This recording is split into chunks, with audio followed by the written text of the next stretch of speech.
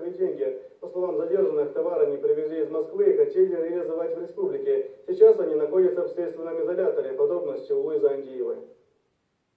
Преступники еще не знают, что машина, в которой они привезли наркотики, на самом деле принадлежит оперативникам. Узнав о том, что молодые люди пытаются обменять крупную партию сильнодействующего вещества на автомобиль, продавец в лице сотрудника полиции предложил свою семерку. Уже через 2 часа наркоторговцы привезли товар для обмена.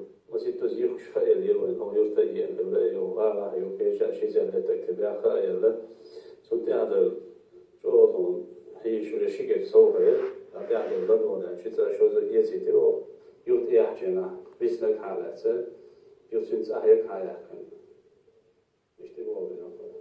Молодые люди были знакомы давно. Один из них и привез наркотик, как он говорит, из Москвы. Почти килограмм спайса в столице ему обошелся в 90 тысяч. Здесь товар решили обменять на авто. Почти готовый к продаже наркотик был расфасован и практически готов к употреблению.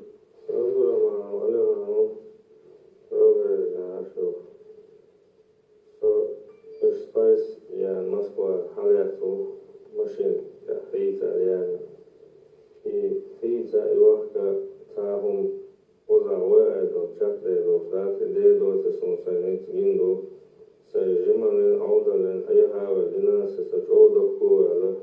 Операцию чеченских правоохранителей можно назвать серьезным успехом. Им удалось изъять самую крупную партию спайса, когда-либо привезенную в нашу республику. Если бы не слаженная работа полицейских села Побединское и спецбатальона ГИБДД, вполне возможно, что опасный наркотик уже распространился по всему региону. Луиза Андиева, Тамилана Суныкаев, новости.